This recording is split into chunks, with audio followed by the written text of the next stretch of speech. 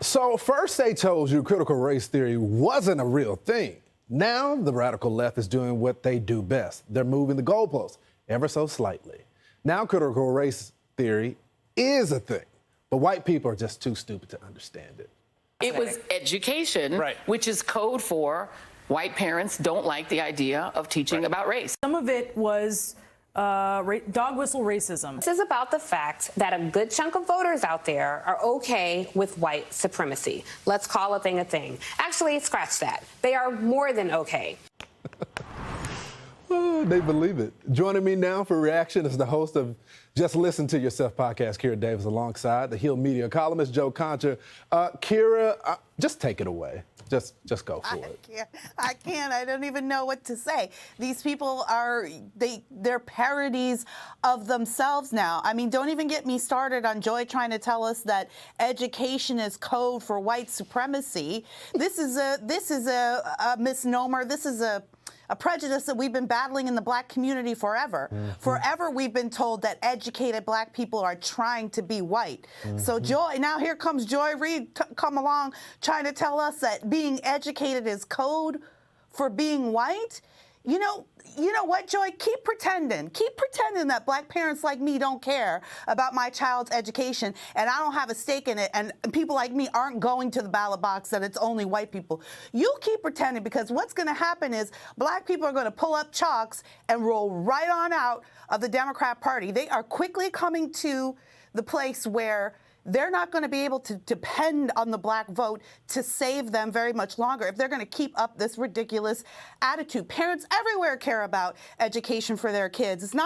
Education isn't a white issue, Joy Reid. I mean, it's offensive. You know, Kira is so right, Joe. Have they looked at the latest homeschool numbers for black folks? They're pulling their kids out. And it's not because of CRT, it's because their kids aren't getting a quality education. Because they would prefer to spend time on that instead of math, reading, things that actually we need to go to the next level, Joe.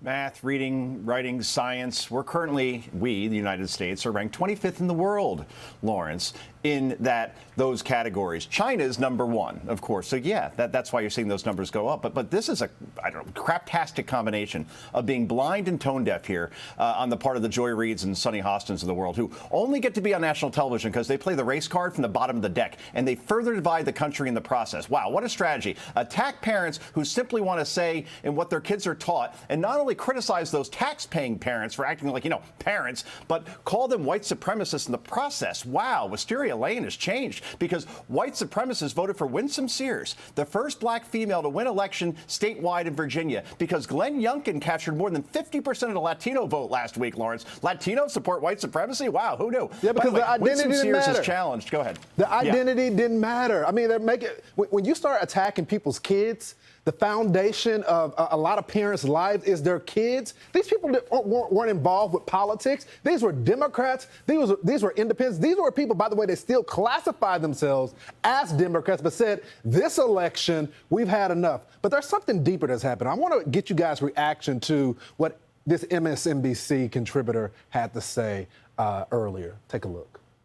What the Democrats' theory of the case is that the white non-college educated voter cares about things like kitchen table issues, like infrastructure and pipes and how many gallons of milk you can put on the table. I contend that what they care about is using their guns on black people and getting away with it. That's what they want. That's what they actually are in it for. This is insane, Kira. Like, they can't believe it. They can't.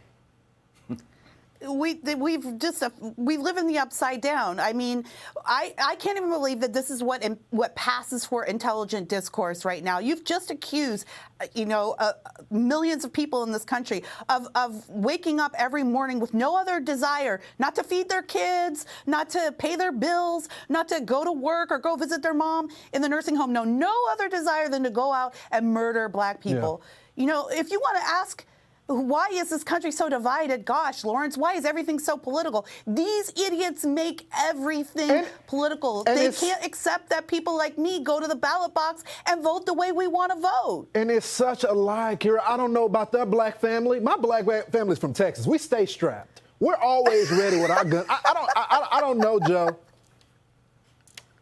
I don't know either. And I won't even say that person's name that just appeared. This is the same person. He's one of the founding fathers in media on defunding the police. And he portrays himself as a spokesperson for the black community. Yet you talk to an overwhelming number of blacks. They are against defunding the police. Gallup has something like 8 in 10 are against that because they know that such a move would impact minority communities the most negatively, the most fatally. And look, I'm all for free speech, but there is a line. And the line here has been eviscerated. Come on, saying white people care more about killing black people. I mean, let me finish here, Lawrence, because the powers that be at Comcast who own NBC and MSNBC should step in and say, take this person off the air. He is toxic. His rhetoric is well past provocative. It's reckless. It's beneath even our low standards. That's never going to happen because that would take some backbone. And the people that run that network are jellyfish for allowing a clown like that on the air saying something like that. And the people that run that network are white. Come on. You know what? All the people that run these shows that guys like this go on and jabber about, they're white. All these people work for white people. White folks sign their paychecks. White folks teach their kids, live right next door to them. So how dare they? It's lazy. It's divisive. It's not helping the country.